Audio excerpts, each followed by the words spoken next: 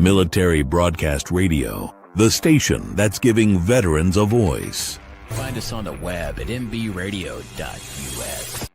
This entire military is one cohesive, dedicated force. And the threats to our nations, they don't sleep. They're watching our every move. Iran, Russia, China, North Korea, ISIS, Al-Qaeda. They may be watching this right now. Our military should not be mistaken for a cable news gabfest show. We don't care what you look like. We don't care who you voted for, who you worship, what you worship, who you love. It doesn't matter if your dad left you millions when he died or if you knew who your father was. We have been honed into a machine of lethal moving parts that you would be wise to avoid if you know what's good for you. We will not be intimidated. We will not back down. We've seen war. We don't want war. But if you want war with the United States of America, there's one thing I can promise you, so help me God. Someone else will raise your sons and daughters.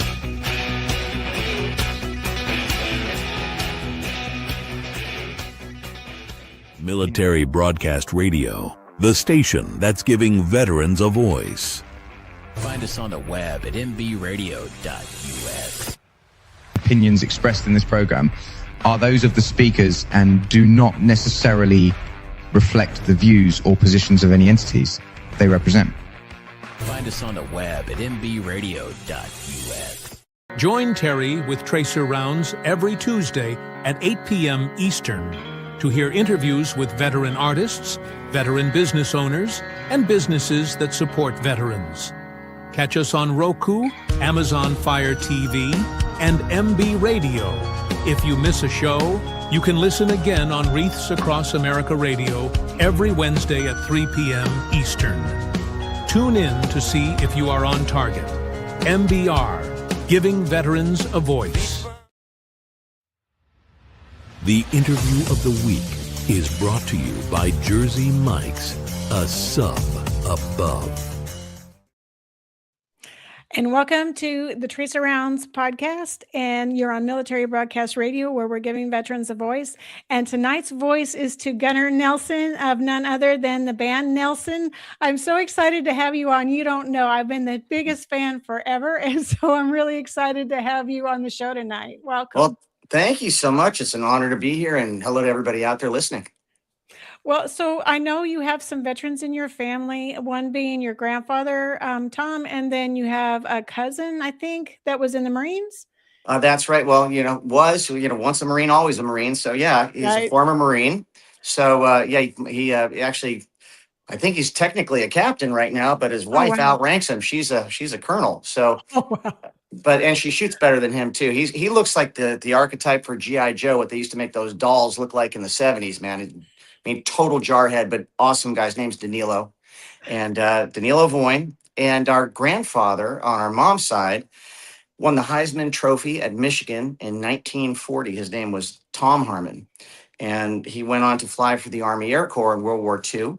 He was shot down twice, actually. The first time was in a light bomber / transport down in Guyana. And the second time was over in the China-Burma-India theater.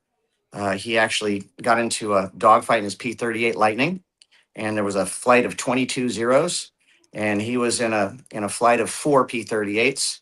He got 2 and 1 probable, and the problem was our grandfather actually flew against the Japanese the same way he played football. It was called running the rapids, and General Chenault told him not to do that. He said you could not outturn a Zero at the time, and he was just very aggressive, and he went for it. And the last they saw him, he was under canopy. And he was being strafed by a Japanese Zero, and they just assumed that he was dead. The parachute actually landed in a lake, and that's the last they saw of him. They sent the letter home, the telegram home, and Grandpa Tom actually walked out of the jungle about a month later, burned over 60% of his body, having used the scarf on his neck that had the map of China our grandmother had given him before he deployed, and his compass to find his way out. Oh my goodness. But other than that, we have total wimps in my family. Other than that, No, I wouldn't say that. I definitely would not say that. So you are a part of a 3-generation of entertaining family, right? So your grandparents were Ozzie and Harriet Nelson, and they had a show. And then your father was Ricky Nelson, who was a teen idol, and he kind of was a trendsetter of his time, being a teen heartthrob, and then playing one form of music and then kind of turning to country pop. And he wasn't quite accepted in that genre just yet because they expected one thing of him. And so he wrote the song Garden Party about that transition, didn't he?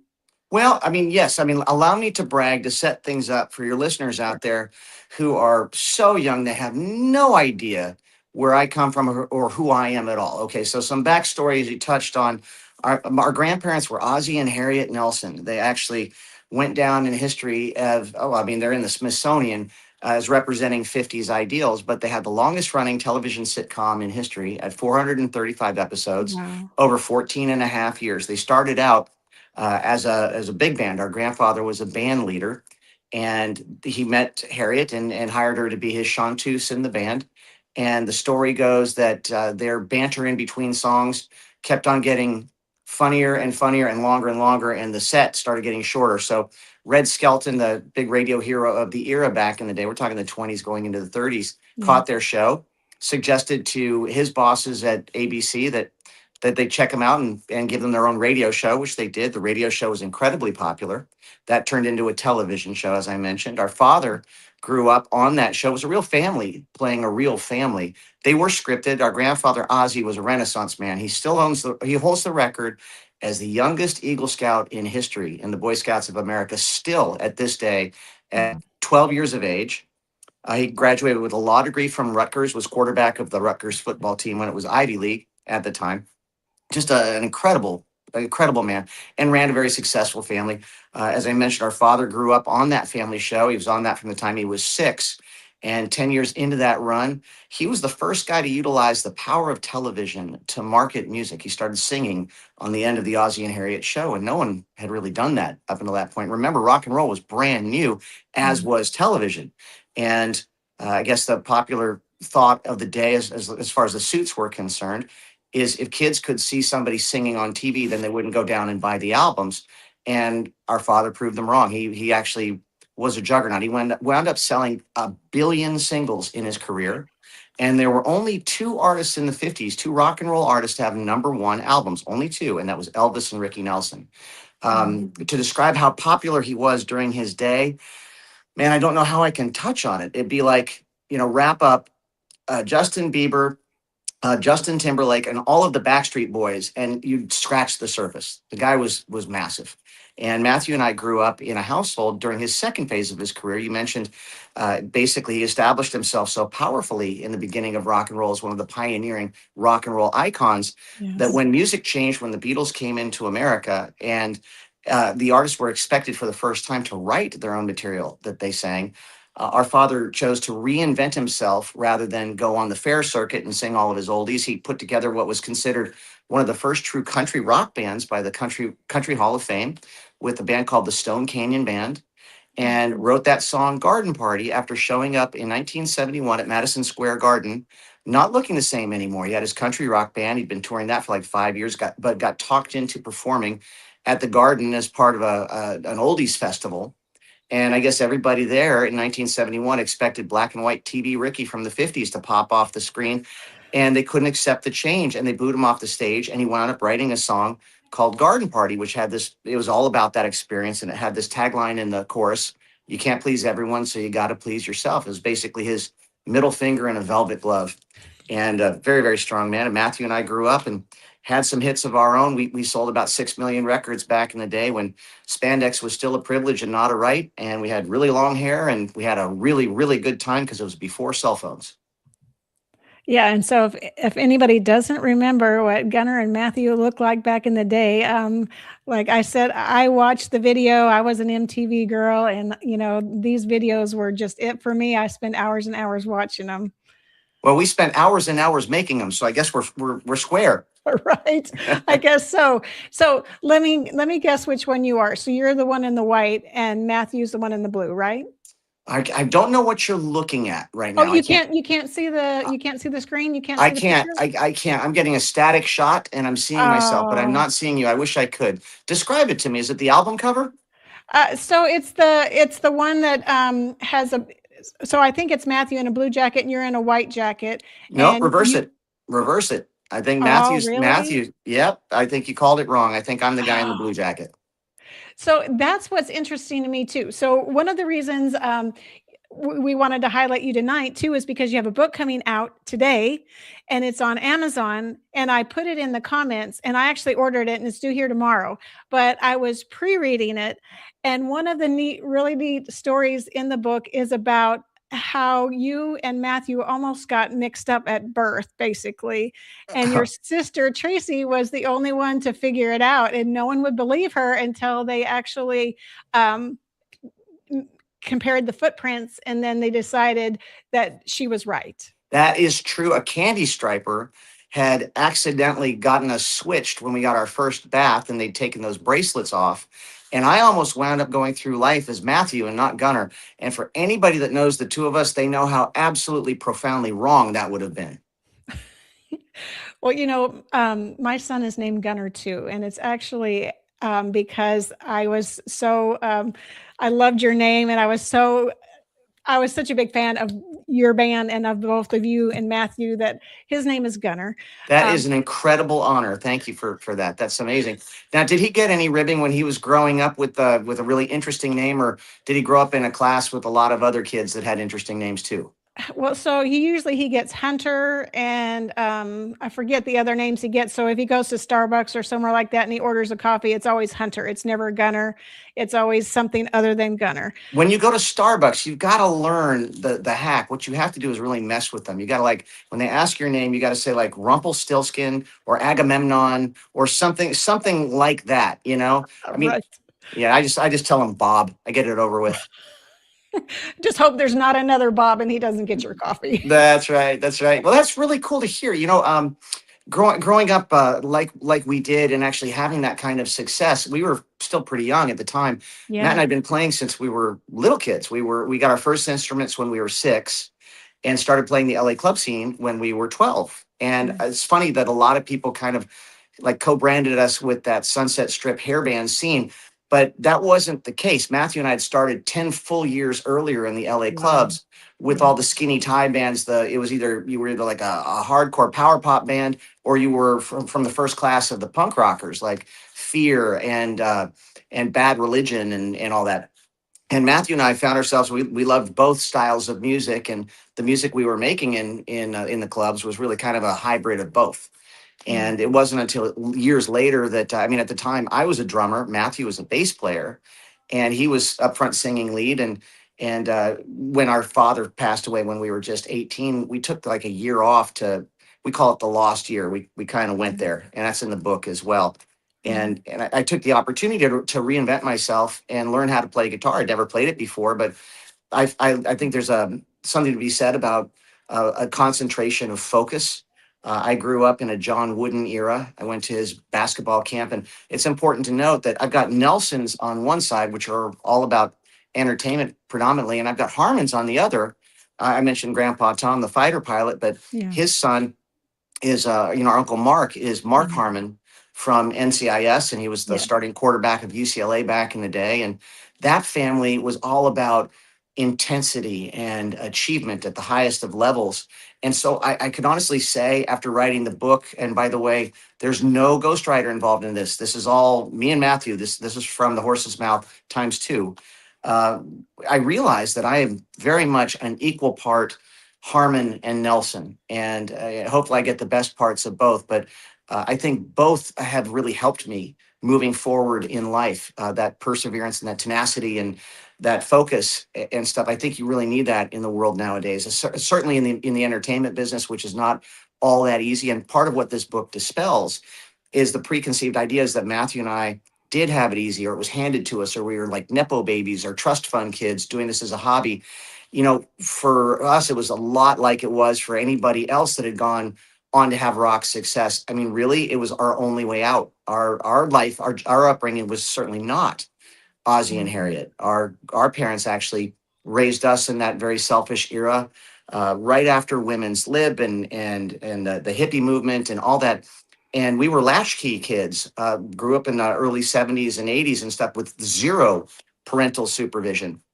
And making music really was our happy place. That was our safe place, kind of having each other and having a shared love for music that helped keep us sane when, our mother's alcoholism got bad and violent, and we could escape into that. And really, honestly, for us, that was the only thing we'd ever wanted to do since we were little kids and saw our father perform from the side of the stage as little babies. We knew the what we wanted to do.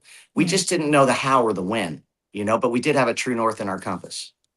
Yeah, I mean, you are amazing musician. You and your brother are amazing musicians yourselves. I mean, you've proven yourself over and over. And Love and Affection and After the Rain and all those songs are just amazing. And they're timeless. So you can listen to them now and think that they're current hits, because just the way they're written and the way they're sung is just in a style that everybody can relate to.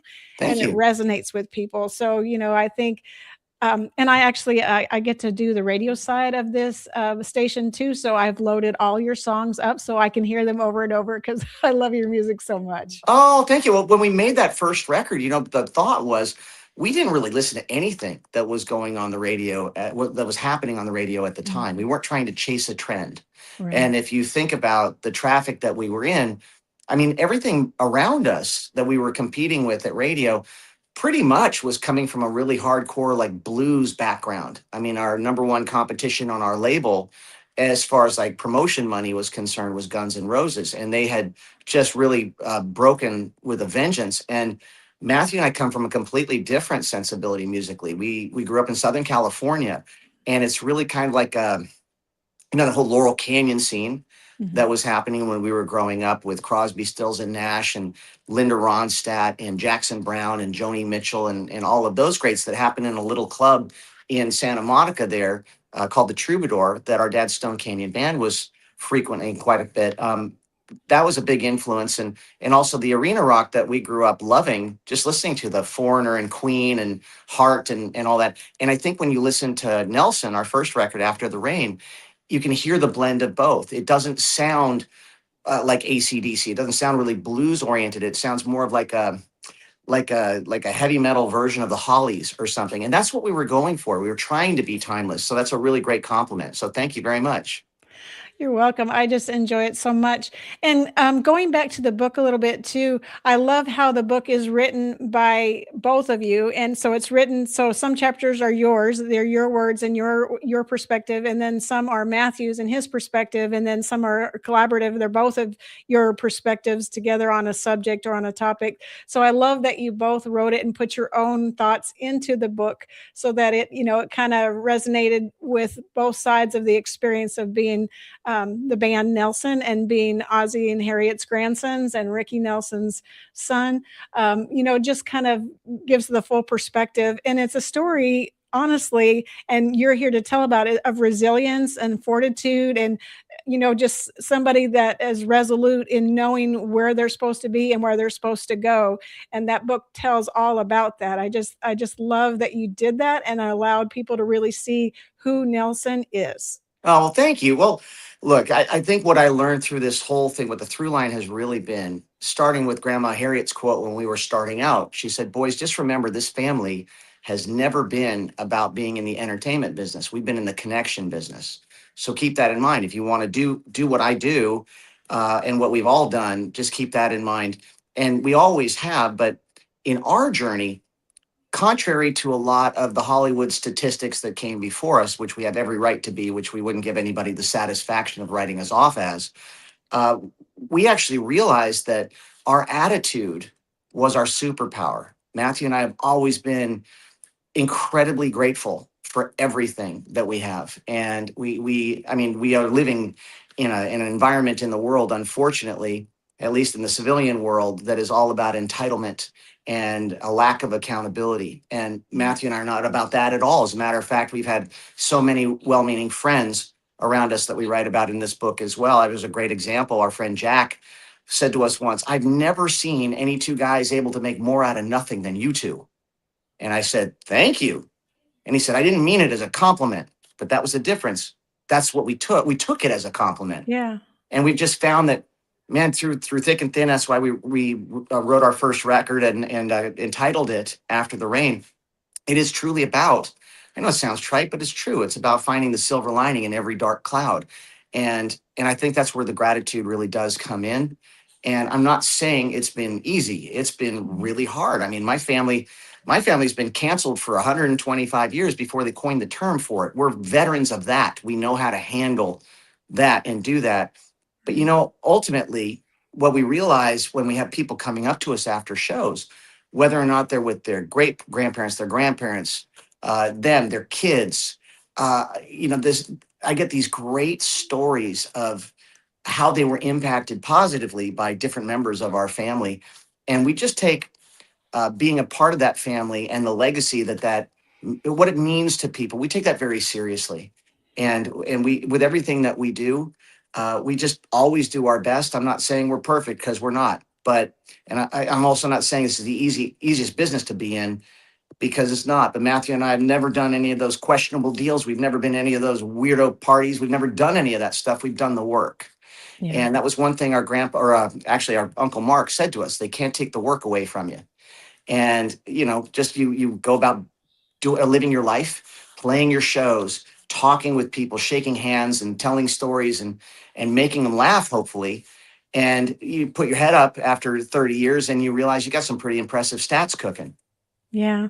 Well, you can tell you're really genuine, and genuine people tend to, persevere and do really well, because when you're just putting on a happy face, or a public facing face, to kind of, sell whatever it is you're selling, it doesn't last. And so you can tell when somebody is a real person and real genuine and really loves and is part of what they do. It resonates in you, and you can see it in everything that you do and everything that you say. I can always tell how genuine and how much you really care about what you're doing and the music and what you're putting out in the public space. Oh, thanks. Well, I think we all should, right?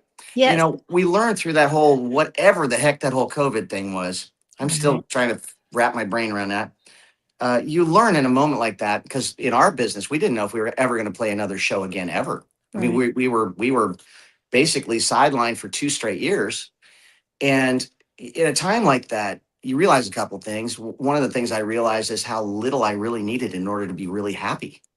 Right. They took all of our stuff away. They took all of our distractions away. Mm-hmm. And what you're really left with is your family, your friends, your loved ones, your God, and your art, or whatever it is you're passionate about. In our case, it was our music. Right. And, we took that advantage of that time that we were landlocked for the 2 years. We restored The Adventures of Ozzie and Harriet into 4K high def, spent $1 million doing that. That was great. Wow. And we made a new record, which was really cool, because the legendary director James Gunn just picked one of the songs out of that record. It was called Lightning Strikes Twice. By the way, if you like the After the Rain record, get Lightning Strikes Twice. It was actually put together as After the Rain Part 2. If you like that record, you'll like this one. I do.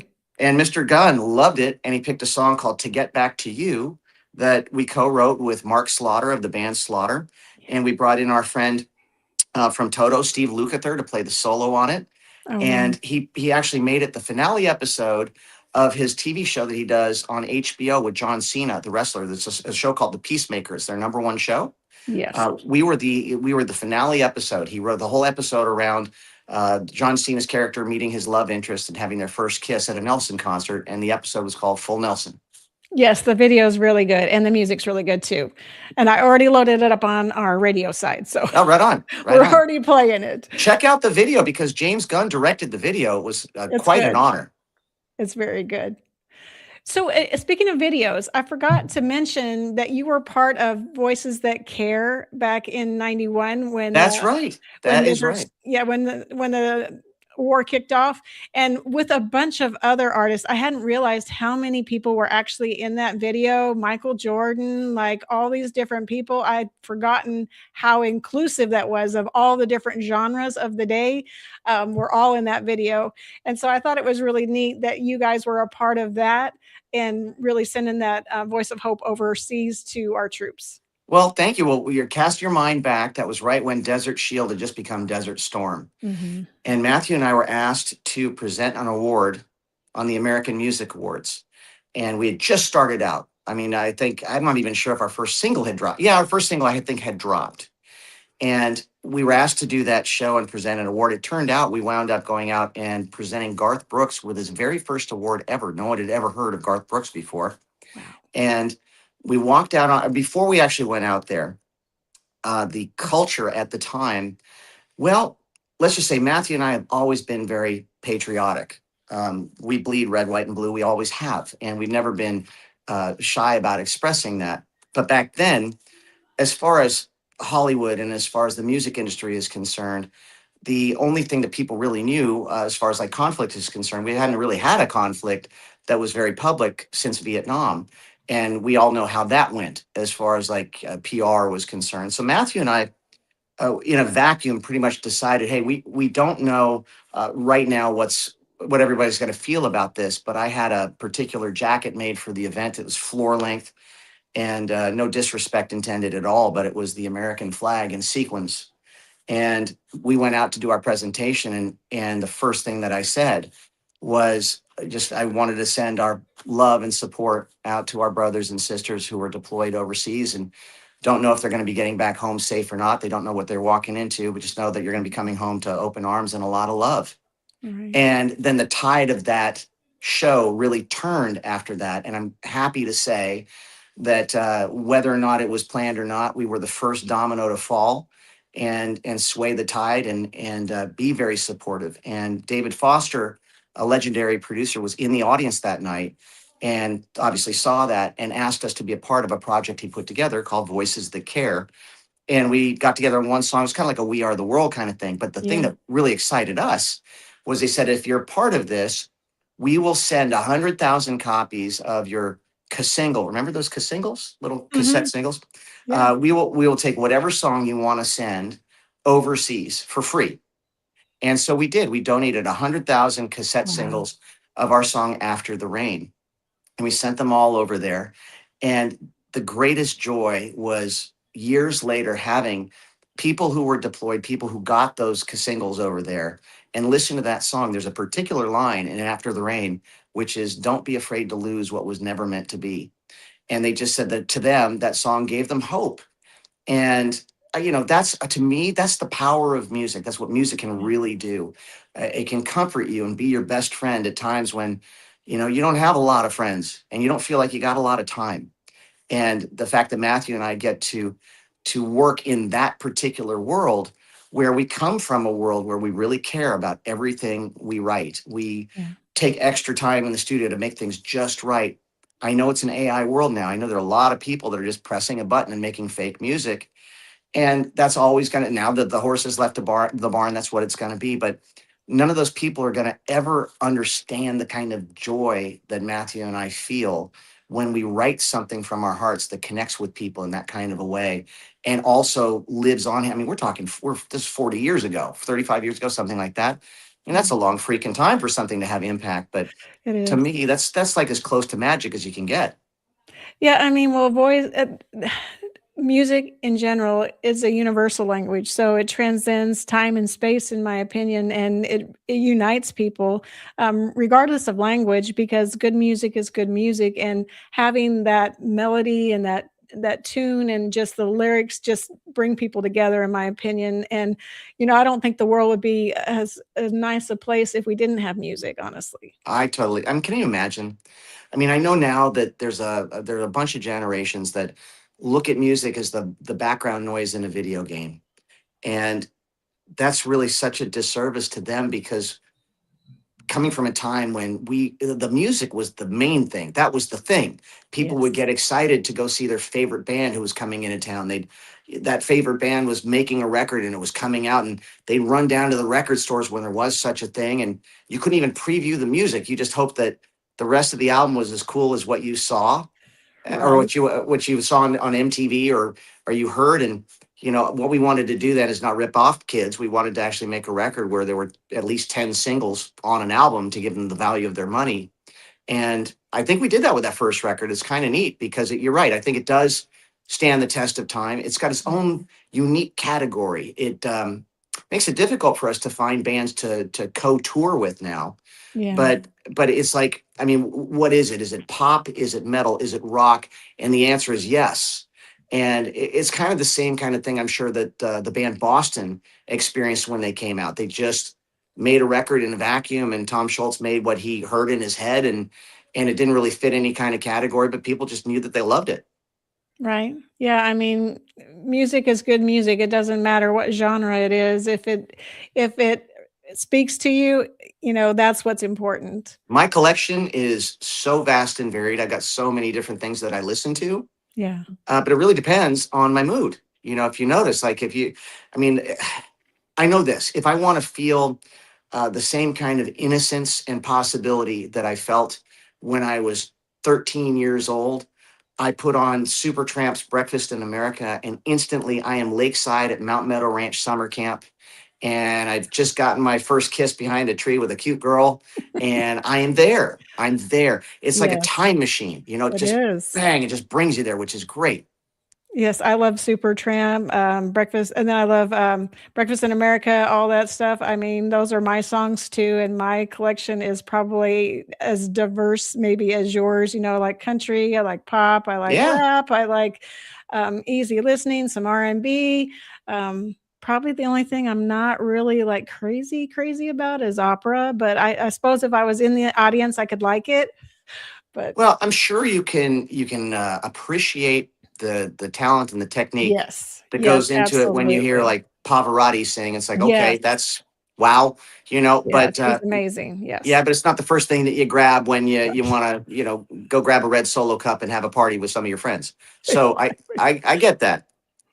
So I wanted to ask you a little bit about, I know that you've talked a little bit about it, and I don't know if you're wanting to talk about it on the show, but you lived in the Errol Flynn house, and it was haunted, I would say, by Errol it wasn't Flynn. haunted, girlfriend. It was haunted. Capital H. I'm saying that unapologetically. That house actually really was. It was possessed. And I think once upon a time I did a podcast with a great guy named Jordan the Lion. And yes, I talked to Days. The podcast was called Days. Yes, that's right. And I talked a lot about that. But yeah, this house in particular was a legendary Hollywood Hills home. It was owned by Errol Flynn. For the listeners out there, he was the original Robin Hood in those old movies, and he played a character also called Captain Blood. And he was known for being dashingly handsome and a total playboy. And he had there was a book that was written about him called My Wicked, Wicked Ways, which you should actually go check out. Okay. But the guy had some closets, or some skeletons in his closet. Yeah. And this particular house, he built it from the ground up. And no joke, it had hidden passageways in it. It had two-way mirrors in it in compromising places, all of that. So the guy was a total perv. And that house, boy, it was weird. When our father passed away, we were all living together. My dad, when we turned 18, we moved up to the house, and we had about 6 months with him before he died. And he said, okay, I'm going to take the downstairs. You guys take the upstairs. And it was great. We had a really great time kind of reconnecting. Our dad was a very busy guy when we were kids. He was touring up to 300 days a year. Wow. And that last 6 months, for some reason, he didn't do any touring. And when he died, it was weird. Matthew and I were okay in that house for like a week or so when we were making all the funeral arrangements and coming and going. But we had this moment where we went back to the house, and it just felt like the house wanted us to leave. It just said, it's time for you to go, boys. And it was spooky and scary. But I mean, we're talking about, apparitions, full body apparitions, half body apparitions constantly. The smell of perfume, random perfume, just kind of like wafting through the room. The cold chills and stuff. I had one night when I was asleep, I felt it was like as if somebody sat on the bed. Mm-hmm. And I looked down, and I saw the covers and stuff. I had a big down comforter. And then it was like somebody was crawling up the bed on both sides of me and parked right over me. And I felt frosty breath. Oh my goodness. It was my time to leave. That's when we split. I always asked myself, I said, why is it we see these horror movies And at the first sign of stuff like that, why didn't they just leave? Right. Right. Yeah. And then you realize the movie would be 5 minutes long. That's why. But Right. holy cow. No, I mean, that was a pretty spooky house. So didn't you say something about when you and your family went to look at it originally, that you were down in the parlor where there was a piano and your parents had gone up the stairs and they were like, "Where are you?" And you'd said, "I'm down here I'm down here sitting with the guy playing the piano." And they were like, "Wait, what?"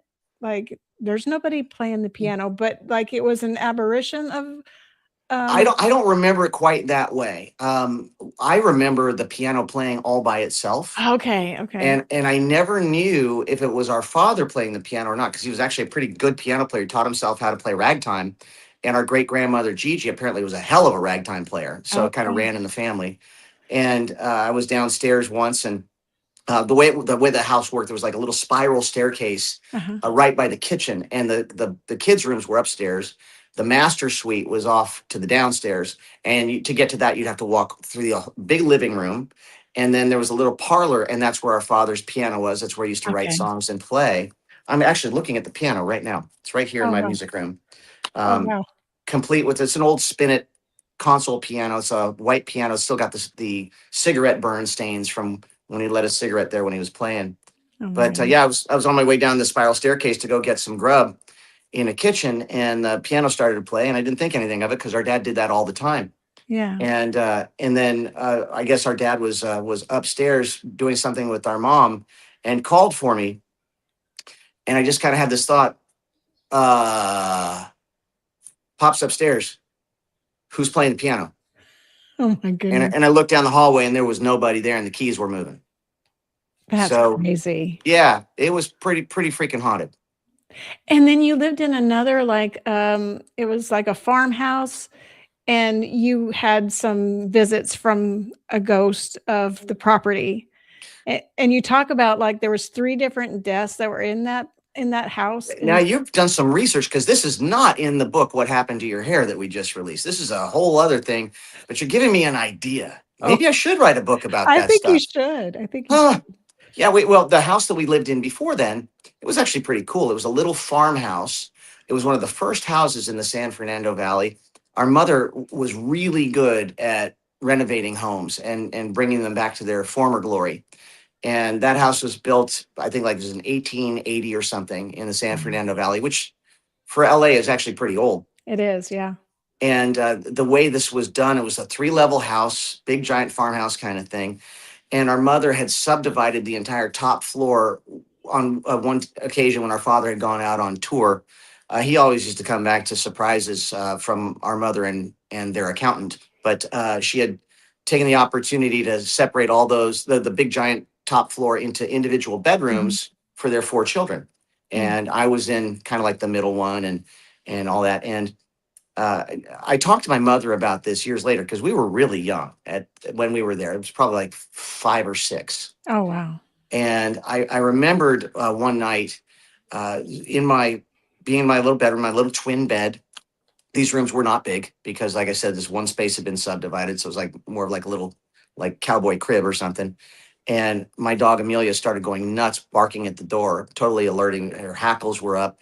And I remember waking up and sitting up in bed and looking at the door, and the door opened, and a half-body apparition walked in. It was or floated in, actually, transparent kind of thing, but you could definitely see her. It was a woman, and she floated into my room, and I was absolutely terrified. And I know I'm sounding like a complete and total nutbag right now, but bear with me. And I remember her like mouthing some words and stuff like that, and then floating out backwards. The door stayed open. And I ran down the hallway to my mom's bedroom, pounded on the door, and my eyes apparently were like wide and all this stuff. And I told her what had happened, and she just told me to go back to my room, and that's all I remember. But apparently, I talked to her about that right before she passed about 10 years ago, and she said, Oh, wow. "Well, you only remember coming to my door once. You were freaking us out because this was happening every night for a month. Oh, my Every goodness. night for a month, this woman would float into your room, according to you. And I finally just said, tell her that you're safe and you're fine and you're going to be okay. And then my mom did some research on the house, and it turned out you were right. There were 3 deaths that occurred in that house. They found old newspaper clippings and stuff. And one was because they did have a barn there that one of the horse boys actually got dragged to death in the barn once. Another person just had another accident by falling off the chimney when they were repointing the chimney. But the third and final one was the mistress of the home was apparently poisoned by her servants. And when they did the research, they figured out that the place where she died, her bed would have been exactly where my bed now was. So they kind of like figured out, well, maybe that's she's just scared for you and trying to warn you. So when I finally did tell her, hey, everything's fine and I'm going to be okay, she never came back. But again, even retelling this, I sound like a total freak, but it actually happened. No, MJ, who's one of the hosts, she said that she totally gets it. She said that sometimes they just come to give you a message. And so, like you said, I think it was just that she was worried for you and wanted to make sure you're okay. But I'm telling you, as a little 5 or 6 year old kid, I'd be freaked out. I'd be not wanting to go to bed. I'd be like, no, Mom, I'm not going back in there. I think I've been kind of an open door to a certain extent. I know that when I write songs, I don't feel like I'm the one writing them 100%. I feel like I'm getting out of their way. They're kind of floating around in the ethers and they come through me. Mm-hmm. And if I'm smart, I kind of get out of their way. To me, it's the same feeling that we all feel in that moment right before we fall fully asleep at night. Yeah. Or when we wake up first thing in the morning, we're not totally awake, that twilight state. That's what songwriters get into at will. They do that all the time. When they're just sitting in the room, they can do that. Wow. And I spent a lot of time there. I spent a lot of time really with one foot on planet Earth and then one somewhere else. But I've been really, really prolific lately because I don't question the process. Yeah. But I've been talking to some of my artist songwriter friends, and I found that that's kind of a through line, that they actually are a lot more sensitive to paranormal things happening. And in my case, it seems that it follows me around a little bit because, I had that issue at that house and then I moved to the Flynn house and had those issues there. So maybe it's not the houses is what I'm saying. It might not just be the houses. It might be me. Well, some people are just from hearing other people's stories, some people just are sensitive to otherworldly things, be they good, be they bad, they're just like they just have a intuition or a feeling or a sensitivity, like you said, and they can connect in some way to this other realm. And so I don't think it's weird or unusual. I think there's just some people that are more in tune and more adept to hearing that inner self, and then hearing the voices outside that inner self, those ones that are kind of hovering around us, and most of us don't hear them or know about them, but there are some that do hear them and know about them. I believe so. You know what? I feel protected at all times. I'm a proud believer, so I'm not in any harm, but it is a little disconcerting when you're sitting there getting a good night's sleep and you actually feel someone sitting on your bed that's not there. That is a little weird. Yeah, definitely. Yeah. So does Matthew kind of have that sensitivity too, or is it pretty much you? No. Matthew does. Look, we're identical twins. The difference for your listeners out there, it's not just like a normal twin. Like with the advent of fertility drugs in the 70s, there are fraternal twins everywhere. People are having litters, for crying out loud. But that's basically individual eggs that it's like being womb mates. The only thing you really have in common really kind of is your parentage. But you can be very, very different. You can have a guy twin and a girl twin. You can do all that stuff. We actually started out as one cell that split. Right. So we're actually, we share the same DNA. And we're actually a kind of twin called mirror twins. So when our cells split, Matthew got the right side, I got the left side. So I'm left-handed, Matt's right-handed. And we complement each other too, just as far as our energy is concerned. I mean, in my case, I was born without a filter. I don't have one. It's just not there. You always know where I'm coming from, but I can be coarse with no intention at all. I'm not trying to be a jerk. It just kind of finds me. Matthew is is his delivery is very sweet and very measured and a lot wiser than mine. But how that really kind of works as far as our twinship is concerned and our artistry is, I like to look at myself as the locomotive, and Matthew is the engineer in the coal car. And together we really do complement each other. Yeah. I like getting my hands dirty. I like doing all the work in the studio. I love writing. I love doing all of that. Matthew would just rather be on stage. And I get that. It's cool because of the fact that, he won't let me microscope in on things for too long. I can get lost in the process. And Matthew's got this great perspective from a distance, and they really do work together. So I guess Lennon and McCartney had the same thing. I'm not comparing myself to them at all, but the great thing with great duos in rock and roll, and if you look at all the best bands that are out there, they really had two people that were really driving each band. If you think about it, they were complementing each other. And in the case of the Beatles, here's the great difference, right? You hear it in a song. One, Paul writes, I gotta believe it's getting better. It's getting better all the time. John, it can't get no worse. That's They're that's balancing. But that's the difference between the two and how they come together.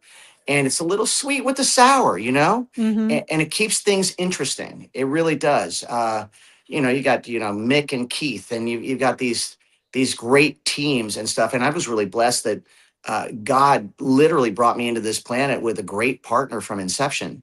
And it works out. I mean, we're not the Everlys, which is great. We actually really do like each other and get along still to this day. I'm not saying we don't have some great arguments every now and again, because we do, but we always make up right after it. And it's part of the process. We keep on pushing each other, all the time now. And, hey, look, when you've been doing this for, 40 years, and in our case, actually 50, but 10 of those years people don't know about, you can kind of tell that we mean it.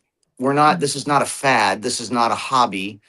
This is a calling. This is what we've always wanted to do. And thanks to you and all of your listeners out there, Matthew and I have had the greatest job in the world in our lives. I mean, Grandpa Ozzy used to call it's like having a license to steal, when you get to do something that you love that much and you get you at least compensated enough to be able to pay for the mortgage and stuff. It's the greatest thing in the world. And that's all I ever wanted to do. So again, finding gratitude in this, and now for the first time we're authors, it was probably the hardest thing that we've ever done. We've worked really, really hard, but writing our memoir and doing it without a ghostwriter and digging really, really deep and going to those stories that we intentionally had not wanted to talk about after we went through them. It was really tough. It was 20-hour days for 3 weeks straight. It was over 500 pages, over 50 chapters, and we wrote every one of them. And we just we left nothing on the table. We decided if we were going to do it, we were going to really speak from the heart, take off the filter, and make people laugh and make people cry, and really explain a lot of things that we've had to really keep under wraps up until now.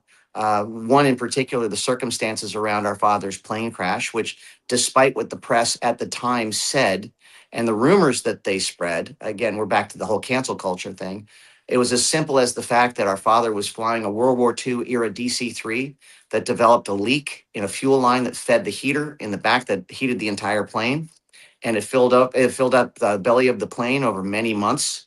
And just that one New Year's Eve, the spark in the cockpit just set the whole plane on fire. And they were able to land it, but smoke inhalation took everybody before they were able to get out. That is the truth of that plane crash. There's no more glamour to it. There's no more salaciousness. These were a bunch of guys that Matt and I grew up with, and our hero that died on the way to play a show when they actually could have been at home with their own families. And our dad lived and died for rock and roll, and the press was brutal at the time.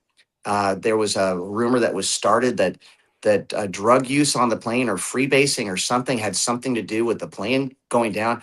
None of that was true. And when the NTSB report came out 8 months later and exonerated everybody, of course, the press buried it on page 30 in the Wednesday edition. They didn't want to admit how wrong they actually really were, but our families had to carry that around this whole time because there was a gag order. We couldn't say anything at the time if we wanted the insurance companies to pay out the families of our dad's band members we couldn't talk about it. We had to wait till the NTSB report came out. And again, this book actually answers all of that too, which is, as his son, something that we really wanted to do. So selfishly speaking, those are the serious moments. The not so serious moments are, the stories from the road back when spandex was still a privilege and not a right. And Matt and I looked like a couple of hot Swedish chicks, and there was no cell phones meant culpable deniability. You weren't tracked, and you couldn't get incriminating photos taken of you at any time. And those were great days and a great age, because we were 22, to be in the world's top rock band. We have stories, and they're all in the book. And there's lots of great stories. And one story, I know we'd only got probably about 9 minutes left, but one story was that you and your brother were supposed to be on that plane, but at the last minute, your dad said, no, I don't want you to come on that plane. I want you to meet me in Dallas. And so the plane did go down in Texas, and I am in DFW area. So, that whole scene just really resonates with me and makes me really sad to know that it happened here in Texas. But your dad, he had said, you're going to fly with us on the plane because you guys had been wanting to fly, and you'd been asking, and you told all your friends you weren't going to go to any New Year's Eve parties because you were going to go see your dad in Dallas. And then your dad at the last minute said, no, I don't want you on that plane. And you were like, why? Why? And finally just you gave it up and said, okay, Dad, that we'll just stay here. And then that happened. So I think maybe your dad, like you say in a couple of interviews, that he really had that sensitivity too, and knew when something wasn't quite right. And he just said, no, we're not going to do this. Well, you have to understand that was so uncharacteristic of our father. That phone call that he made. Matthew and I had our bags packed, and that was the whole point, is we were going to actually fly to Guntersville, Alabama to meet our father. He was doing a gig there at a place called PJ's Alley. And we were going to fly on that beautiful plane. It was a World War II era DC-3 that he had bought from Jerry Lee Lewis. Yeah. Okay, so we're talking the big thing like you see in Indiana Jones with the twin propellers and stuff. It's not a small plane. Yeah. And it's usually quite safe. They made a lot of them. They were used as troop transports in World War II because of how safe they were. And unfortunately, they say that a lot of different elements have to conspire just perfectly in order for any air disaster to occur. You take one of this confederacy of events out of that equation, and it doesn't happen. Like in our dad's case, maybe he had a premonition. Maybe there were mechanical issues on the plane that I hadn't heard about or he hadn't told anybody about, but something made him feel like he needed to call us, and he didn't feel comfortable with us being on that plane for some reason, enough so that he made us a phone call, and we had our bags packed. We were going to go to the airport to meet him. And he said, absolutely not. If you want to spend New Year's with me, you're flying commercial to Dallas.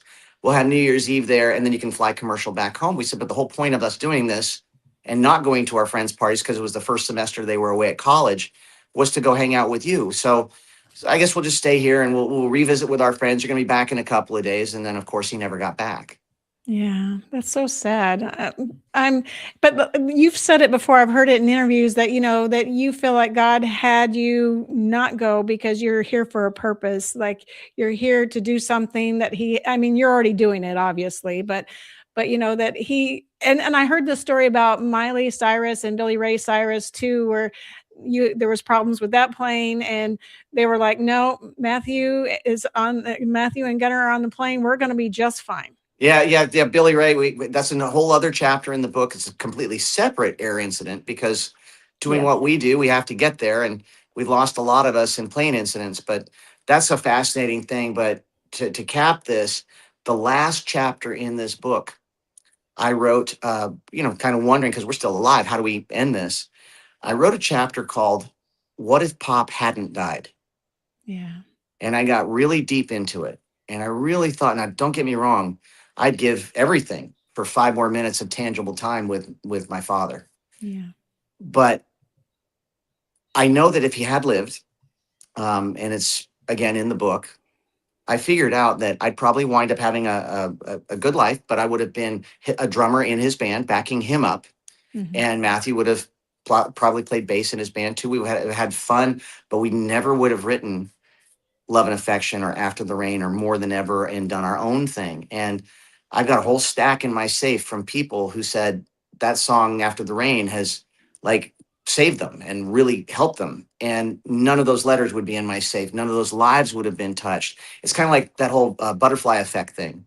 Mm-hmm. And it's kind of a weird thing to go there and really think about that. But to me, that's one of my favorite chapters in the book is the way it ends, because it does end on an up note, because it's a great example of being able to find that silver lining in such a dark cloud. But that's what the Nelsons have been able to do and help people do for the last 125 years. And Matthew and I are just honored to be the next generation doing it. That's awesome. This right here, I don't know if you probably can't see it, but this is the book cover. What Happened to Your Hair is the name of the book, and it is on Amazon, and they have Kindle options, and they have the hardcover, and mine will be here tomorrow. I'm so excited to get it. Oh, cool. Well, my favorite part is the back cover. I wish you could see that, because we chose which quotes to put on the back. Most people put these like glowing, oh, they're amazing, and all that kind of stuff on the back. Matthew and I put the best of the worst quotes we've ever heard about us. I can't wait to see it. Like the first one I love. The first quote on the back cover is, "I was married to their father. I'm not impressed, Mom." I did read that quote before. Oh my goodness. So I know you're touring pretty soon. I tried to see the last time you were here in Texas. It was a couple years back, and you were in Granbury, and you were doing Ricky Nelson Remembered show. Love that show. Yeah. And I wasn't able to get there, but I know you're going to Cedar Park, Texas in February 12th. So I'm going to try to make it down to that one, because I really, really want to see you live. Well, bring 1,000 of your closest friends. And I'm going to say this about this book. First off, thank you for the time. Big, huge love to everybody out there listening. We love you. We support you. If you're away from your loved ones, we're going to keep the home fires burning for you. We're waiting for you to come back safe. And also remember, too, for the folks that are home right now, that this particular book is a perfect gift to replace all of those candles, those lame candles you have stashed someplace for the people you forgot. This is a lot more fun. It has 0 calories and one size fits all. Definitely. I have your little commercial. Do you want me to play it for your book? You got a commercial? Go for it. Yeah. Let me play it real quick. Here all right. Go. Let's see right here. It's the 14th of December, only 2 days away from the release of our book, What Happened to Your Hair, and I am here to represent and present this book in a little snippet form for you from chapter 14 called Living on a Prayer. I didn't know it at the time, but after the dust had settled on the whole Saturday Night Live appearance, I was one seriously messed up unit. I admit it. I snapped. Who wouldn't? When you look at that tally sheet for an 18-year-old Nelson twin, life so far had been pretty damn bleak. From the drug and booze-addicted waste-to-the-skin of a mother to a perpetually adolescent and absent father, to having to kick, bite, and scratch just to be able to make music. Mom blamed her divorce on the music business. I mean, God forbid she take any accountability and blame herself. We were also punked and friend-zoned by all the girls throughout high school because we were the post-divorce poor kids in a rich neighborhood. Then there was the rug pull of reconnection with, and then the spectacular loss of our father hero. 3 years before we were legally allowed to drink a beer. Holy shit, y'all. It would have been the undoing of any lesser men, but it's clear that that's why God put me and Matt in the world together.